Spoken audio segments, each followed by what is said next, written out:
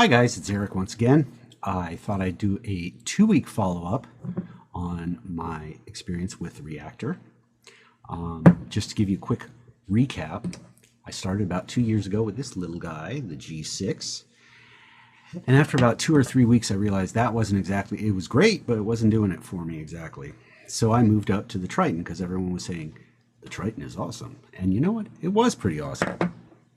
But then 2 weeks ago, a little over 2 weeks, I got an email saying, hey, we've got these mods. So I got the Reactor. This has been awesome. The amount of vapor that it produces is outrageous. The amount of throat hit that you can get is actually really good. For someone who's trying to stop smoking, I've actually found this has made it much easier to stay away from cigarettes than the Triton. Not knocking the Triton, it works for a lot of people, but I was a little held off because of the boxy shape on this. But now that I've been using it for a couple weeks, I'm getting used to it, and I've learned a few things I wanted to share with people. One of the things that people have asked is because mods typically people use with a high VG. For instance, the Malibu that I got with it is a 70% vegetable glycerin. Now, I got another bottle because I had some points, and I got the Prime 15. At first, I was thinking I was getting the high VG, but it was actually the regular Prime 15. This has a high PG. I don't know what the ratio is, but oh well. I got this at 3 milligrams of nicotine because, as I said in the last one, I started the Malibu at 6 milligrams. And I was kind of over vaping at times, but the 3 milligrams is actually working out really well for me. So yes, you do have to cut your nicotine level down because with the higher amount of volume that you're getting from the clouds, that's because you're using more of the liquid. So typically I would go through 1 to 2 milligrams a day with the Triton. This I can easily go through 5 milligrams a day. So let me show you real quick. I have Prime 15. This is a higher PG. Let me show you what it looks like.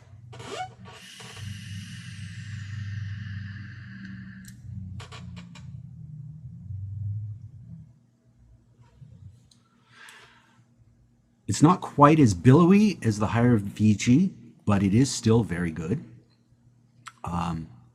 You get a lot more throat hit with it. Last video I was vaping at 15 watts. I've moved up to 25 watts, and I found, as people say, various juices like various wattages. With the Prime 15, I worked up to 30 milligrams, and it started to taste bitter, and I thought I was screwing up the coil. I brought it back down. 25 watts, it's great.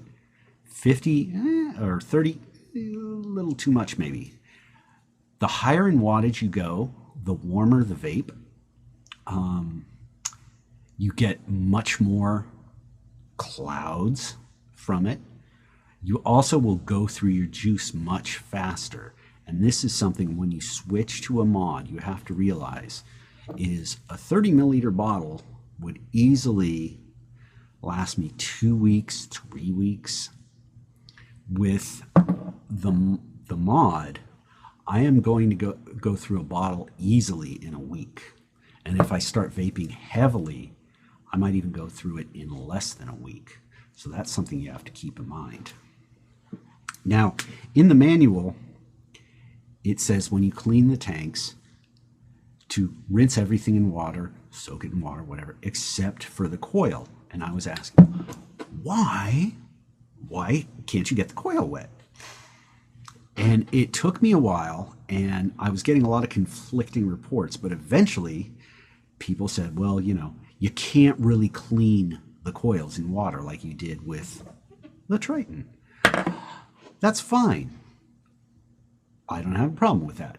What I do want to do is keep flavor contamination from happening. Now, when I started with the Malibu, I got a root beer juice as well. When I switched from the Malibu to the root beer, I didn't even rinse the tank. I just put it in. First few hits were a little weird, but then, boom, root beer, nothing but root beer. Okay, fine, clean the tank. I actually rinsed the tank after I finished with the root beer. Then I put some more Malibu back in there. It tasted like a pina colada root beer. It just did not work. The flavor was stuck in there. So what I did, emptied the tank, took the coil out, dropped it in some warm water, swished it around in the cup, after about 10, maybe 15 minutes, took it out, let it dry overnight, and the root beer smell was gone. And root beer is a really strong smell, but root beer is also an awesome flavor. So guys, Halo, you guys make great juices. I am calling you out. Make a root beer. People will buy it. I mentioned this on a few boards and everyone was like, root beer is so awesome. You guys need to make a root beer. One of the things with root beer is it will crack plastic tanks sometimes. The mods, you know what? Pyroglass, not gonna crack. Perfect time to make a root beer. That's probably why you weren't before. Some tips, a friend of mine pointed this out to me. A lot of people like to sit their mods up like this. Don't do it. Lay them down flat, because I had it sitting several times and I'll turn quickly.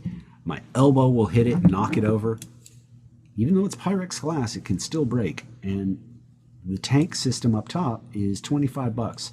You don't want to have to go out and spend 25 bucks all the time.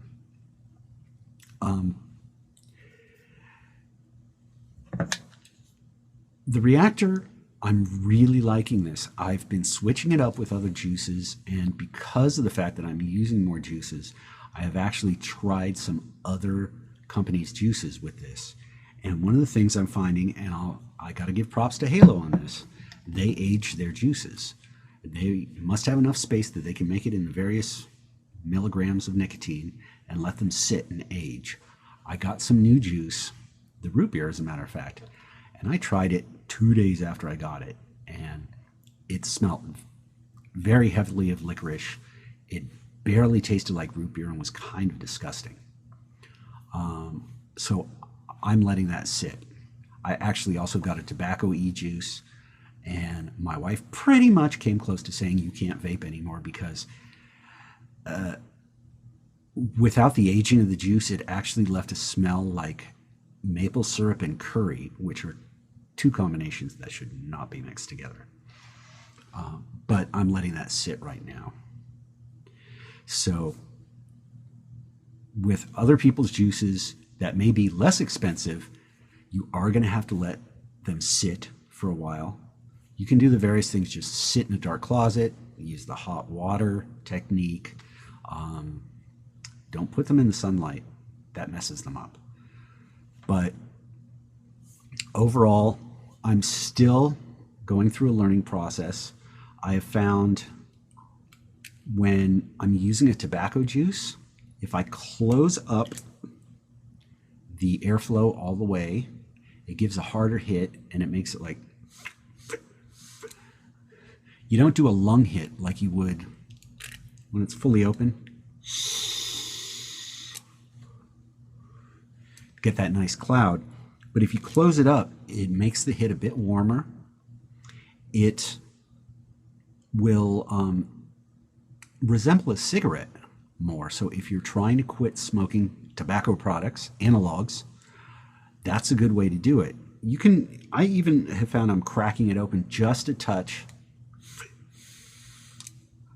So I've got a little bit of a hard draw, not a very hard draw, but that seems to be working great. Overall, I am very impressed with the reactor. I am getting right now roughly 3 days on a single charge, and I tend to vape it very frequently throughout the day. There's sometimes the nicotine for new people, it can sneak up on you with a reactor. Last time I said newbies shouldn't do it. I'm not so sure of that anymore, but you do definitely have to go low, because sometimes if you're taking hits off of this, like you're chain vaping basically, it is going to suddenly, like, you're going to be irritated with everything, and you're just getting very agitated, and that's not what you want to do. You know, supposedly you started smoking cigarettes to calm you down. If you want to switch over to vaping, you definitely want to get what you need from the nicotine without getting too much from it. And still, I've had a few days with 3 milligrams of nicotine where I've overdone it, and I just, like, you know, someone will come up and say, "Hey, how you doing?" I'm like, "Just leave me low, leave me low. I did too much." So be careful, watch yourself with this, but it definitely, I do like the fact that this, you can alter the wattage. And one of the problems that I ran into is a couple of times when I'm tapping the button, if you tap it 3 times, it switches over from changing the wattage to the voltage. So you have to learn that 3 tap thing, because I've gotten used to adjusting the wattage, not the voltage. So once you get that down, everything will be awesome. So, to recap, the Reactor, it's good. Higher PG is actually, it will give you a nice throat hit. It doesn't give you too much less of a volume. One thing I forgot to add, I have tried vaping while I'm driving in the car, and this, you definitely want to close up the airflow, because you don't want to have huge volumes. People are looking at me when I'm driving by, and this huge cloud of smoke to them is coming out of the car. Like, what's he doing? Is he sitting there with a burning seat in the car? No, I'm not. I'm just, you know, vaping away. And a lot of times I found myself basically obstructing my view while I was driving, which you don't want to do when you're driving. You know, you can kind of like turn your head and blow it out the window, but there are some days, like if it's a rainy day and you're vaping in the car with the windows rolled up, this may not be the best thing. So I'm going to make sure I still have the Triton around, which means I'm going to have 2 levels of liquid. But the Reactor is really good. I like it. And if you are someone who is a diehard Halo user that has been using the Triton pens, you might want to move up to a Halo, the Reactor.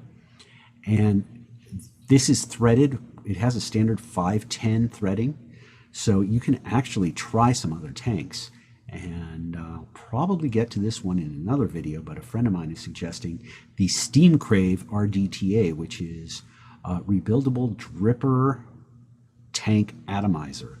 So you can actually drip with it or fill up the tank, and that sounds like a cool idea.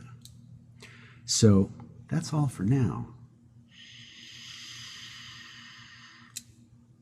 Vape away.